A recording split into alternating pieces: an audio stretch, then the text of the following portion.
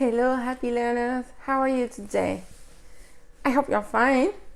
J'espère que vous allez bien en ce dernier jour de semaine. Le mot du jour de cette nouvelle vidéo du défi commence donc par la lettre R en langue des signes. R. Et le mot du jour qui peut être à la fois un verbe et un nom. Dans cette introduction, je vais m'attarder sur le verbe. Le mot du jour, le verbe en l'occurrence, est un mot sur lequel il y a beaucoup d'erreurs qui sont faites, car l'orthographe anglaise est similaire à l'orthographe française. À une lettre près, ils s'écrivent exactement de la même façon. C'est la raison pour laquelle il y a beaucoup de confusion.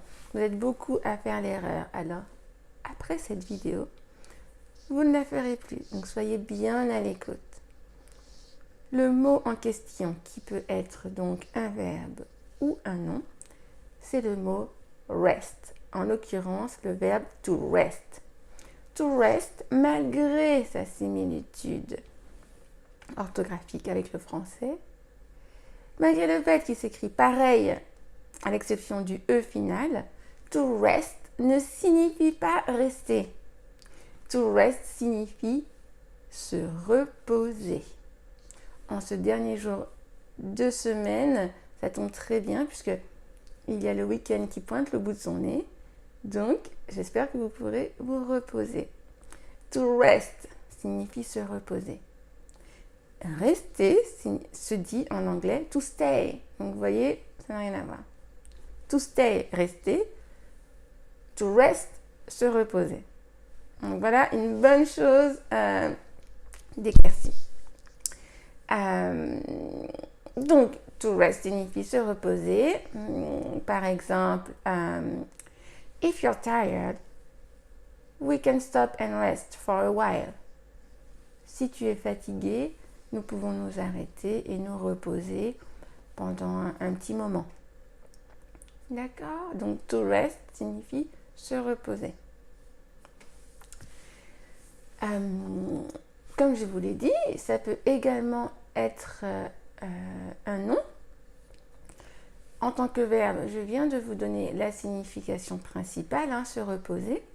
Il pourra également signifier reposer ou poser quelque chose, une partie, un membre de son corps. Par exemple, je vous donne un exemple, ce sera plus simple. I can see you're tired.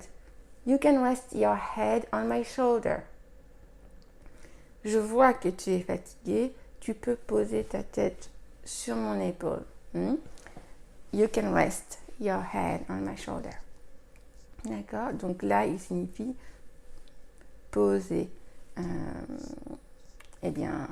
Poser.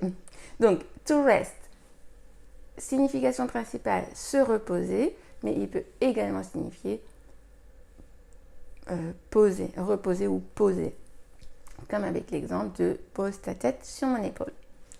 Maintenant, en tant que nom, il signifiera le reste.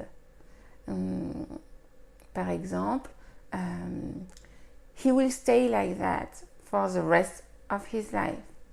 Il va rester comme ça pour le reste de sa vie. Donc là, pour le reste de sa vie ou pour le restant de sa vie. D'accord?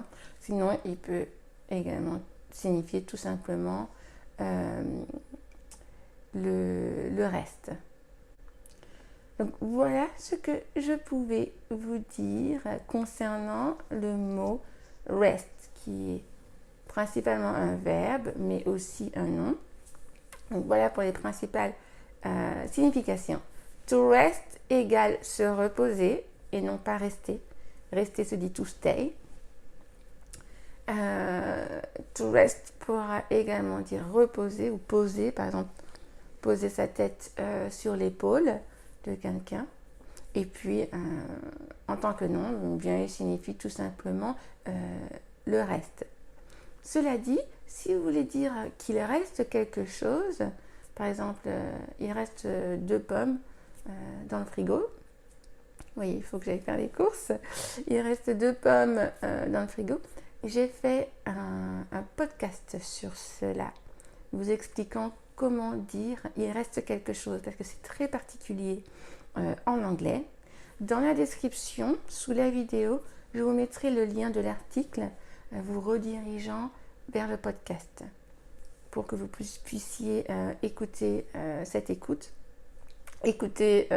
ce podcast dans lequel j'étudie 3 mots assez proches phonétiquement et parfois sémantiquement. Et parmi eux, j'explique comment dire il reste quelque chose. Donc, n'hésitez pas, allez-y. Sur ce, je vous souhaite une bonne fin de journée et surtout un bon week-end. I hope you'll have the opportunity to rest. Talk to you tomorrow for the new video. Bye bye.